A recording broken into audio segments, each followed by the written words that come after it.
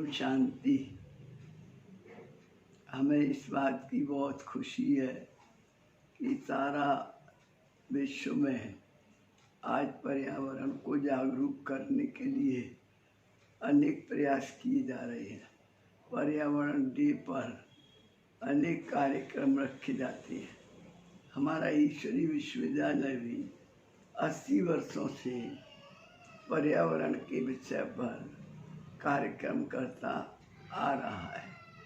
वास्तव में पर्यावरण हम लोगों को भगवान ने बहुत सुंदर उपहार के रूप से दिया है और प्रकृति का मनुष्य से बहुत गहरा संबंध है। कहते भी हैं कि शरीर और पुरुष और आत्मा दोनों, प्रकृति और पुरुष दोनों का ये जीवन है और इसका ही संसार के अंदर एक अद्भुत खेल है। 5 तत्वों को प्रकृति कहा जाता है और प्रकृति का बना हुआ ये शरीर है और आत्मा एक चैतन्य है जो शरीर के साथ उसका गहरा संबंध है और वो इसके द्वारा आकर संसार में पार्ट प्ले करती है। लेकिन अभी वर्तमान समय देखा जाए तो प्रकृति को एक देवी के रूप से भी माना जाता है। हमारी भारतीय संस्कृति के हिसाब से इसको एक माता भी कहा जाता है। भारत माता की जय कहते हैं, धरती माता की जय। धरती को पूजा भी जाता है। तो प्रकृति की इतनी मान्यता जो बहुत ही मनुष्य उसकी पूजा करते हैं और हमें प्रकृति बहुत कुछ देती है। लेकिन वर्तमान समय प्रकृति को हमने कलुषित कर दिया है। कलुषित करने का कारण है कि हमारे जो मनोविकार हैं उसके कारण अनेक प्रकार की मनुष्य भूले करता है। काम, क्रोध, लोभ, मोह, अहंकार के द्वारा पर्यावरण को, पेड़ों को काटना, पक्षियों को मारना, मार काट खेलना, खाना, ये सब के कारण प्रकृति तमो प्रधान हो गई है। मनुष्य की तमो प्रधानता के साथ साथ प्रकृति की भी तमो प्रधानता है। तो अगर हम प्राकृतिक आपदाओं से बचना चाहते हैं और आपदाओं को देखकर हमें ऐसा ही लगता है कि अब ये विश्व विनाश के कगार पर खड़ा हुआ है, पर इससे हम बचना चाहते हैं तो हमें अपने आप को पावन बनाना होगा और पावन बनाने के लिए हमें अपने मनोविकारों को, नेगेटिव थॉट्स को, नेगेटिव एक्टिविटी को ख़त्म करना पड़ेगा और प्रकृति को बहुत प्यार करके उसकी पूजा के माफी की मानना पड़ेगा। और जब हम ऐसा कर लेंगे तो प्रकृति भी सत्व प्रधान बनेगी और हम आत्मा भी सत्व प्रधान बन जाएंगे। एक समय था जब यहाँ पर स्वर्ग था तो प्रकृति मनुष्य की दासी थी और इतना सौंदर्य प्रकृति का, इतनी सत्व प्रधान और मनुष्य भी बहुत सत्व प्रधान था। लेकिन धीरे धीरे मनुष्य की बुद्धि में नेगेटिव एक्टिविटी चली आई और प्रकृति और मनुष्य, मानव दोनों ही अपवित्र और तमोगुणी हो गए। अब तमोगुणी को सत्वगुणी करने के लिए हमें कुछ अपने आप के जीवन में परिवर्तन लाना पड़ेगा। हमें आध्यात्मिकता की ओर अपने को मोल्ड करना पड़ेगा। अब आध्यात्मिक शक्ति क्या है?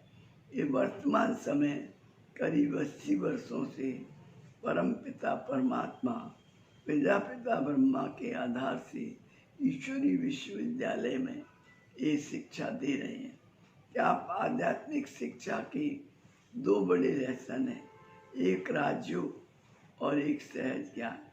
सहज ज्ञान के द्वारा आप सारे संसार को समझेंगे कि दुनिया क्या है, सृष्टि का आदि मध्य अंत क्या है, सतोगुण, तमोगुण, रजोगुण क्या है। और योग के द्वारा, राजयोग के द्वारा हमें वो शक्ति मिलेगी जिससे हम अपनी बुद्धि बल को बढ़ा सकें और बुद्धि को और मन को नेगेटिव एक्टिविटी से बदली कर सकें। नेगेटिव थॉट हमारे जब बदल जाएंगे, सुधर जाएंगे, तो हमारी एक्टिविटी सुधर जाएगी।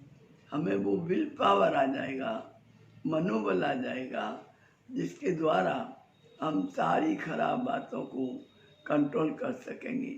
प्रकृति को प्यार करेंगे, बजाय उसको, पर्यावरण को काटना, दुख देना, तकलीफ देना, उसके बजाय हम उसको प्यार करेंगे और ये नहीं होने देंगे। तो इस प्रकार से अगर हम ईश्वरीय विश्वविद्यालय में राजयोग की शिक्षा लें, राजयोग क्या है? राजयोग है आत्मा का परमात्मा से कनेक्शन। जितना हम अपनी आत्मा को परमात्मा के साथ कनेक्शन करेंगे, आत्मा में मन और बुद्धि और संस्कार 3 गुण हैं, उससे जब हम जोड़ देंगे तो उससे हमें शक्ति मिलेगी। जिस प्रकार लाइट का कनेक्शन मेन पावर हाउस से जुड़ जाता है तो लाइट और माइट दोनों प्राप्त होने लगती है मनुष्य का। 1 सेकंड में अंधेरा मिट जाता है स्विच को ऑन ऑफ करने से। इसी प्रकार से हमारी आत्मा का कनेक्शन और संबंध जब परमात्मा से जुड़ जाता है तो हमें फौरन लाइट और माइट का अनुभव होता है, और वो लाइट और माइट के आधार पर हम अपने जीवन को बदल सकते हैं, आध्यात्मिकता में मोल्ड कर सकते हैं, अपने आप को समझ के वो पावर ले सकते हैं जो सारे विश्व के अंदर हम प्रकृति पर्यावरण को स्वच्छ बना सकें। जितनी स्वच्छता होगी मन के अंदर और जितनी बाहरी स्वच्छता और मानसिक स्वच्छता, उतना ही हम पर्यावरण को खुश कर सकेंगे। और जो हम इतना मार काट, झगड़ा, लड़ाई, खाना पीना इधर उधर का करते हैं, काट के खाना, मारना, वो सब बंद कर सकेंगे। जब हमारी ये आसुरी प्रवृत्तियाँ सब बंद हो जाएंगी और दैवी प्रवृत्ति आ जाएगी तो अपने आप प्रकृति भी सत्वगुणी बन जाएगी और हम उन आपदाओं से बच जाएंगे और हमारा जीवन भी सत्व प्रदान हो जाएगा, आपदाओं से बच जाएंगे। वो कार्य भी परमात्मा पृथ्वी पर आकर के करा रहे हैं।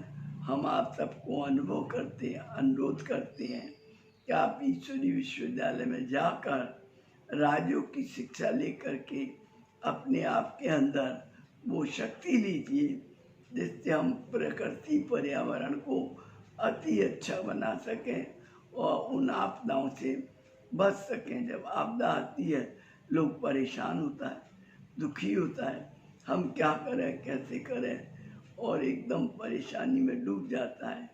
लेकिन उसी टाइम अगर हम परमात्मा को याद करें या अपने जीवन को बहुत सोने जैसा बना लें, स्वर्ण और श्रेष्ठ सतोगुणी, तो प्रकृति हमारा साथ देगी।